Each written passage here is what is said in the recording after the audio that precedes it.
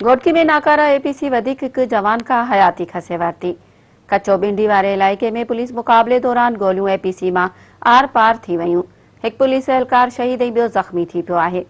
कच्चो बिंडी में 2 थाणे जी हद ॻोठ हबीबुल्लाह गाही में ॾोहारियुनि जी इतला ते मुख़्तलिफ़ थाणनि जी पुलिस चढ़ाई कई। पुलिस ऐं धाड़ेलनि विच में मुक़ाबलो थियो। फायरिंग जी ॾे वठ में पुलिस एहलकार अब्दुर रहमान वसीर शहीद थी वियो। एक पुलिस एहलकार शाहपसंद महर गोली लॻण सबबि ज़ख़्मी थी पियो। ॾोहारियुनि जी फायरिंग दौरान गोलियूं एपीसी में आर पार थी वयूं, जे सबबि अंदरि वेठल एहलकारनि खे गोलियूं लॻियूं। शहीद थियल पुलिस एहलकार ऐं ज़ख़्मी एहलकार खे तालका अस्पताल घोटकी आंदो वियो, जिते शहीद एहलकार जो मड़ पोस्टमार्टम कराइण बाद वारसनि हवाले कयो वियो।